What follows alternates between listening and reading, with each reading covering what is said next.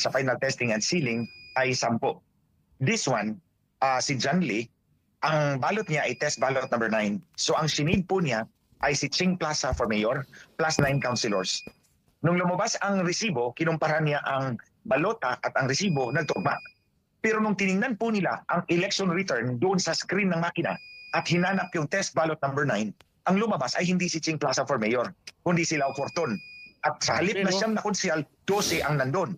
Lahat ay kalinya ni Lau Fortun. Sa halip na kalinya ni Ching Plaza ang binoto niya. So ang ginawa ng teacher, binigyan uli siya ng test ballot number 10. At sinabi ng DEI sa kanya, dalawa ang isig mo for mayor, si Ching Plaza at si Lau Fortun. I-overvote mo. So in-overvote niya yung dalawa, yung mayor. Dalawa ang binoto niya, si Ching Plaza at si Lau Fortun. In test ballot number 10, yung kanina, test ballot number 9. At ang binoto niyang konsyal ay siyam na konsihal ni Ching Plaza. Uli, nung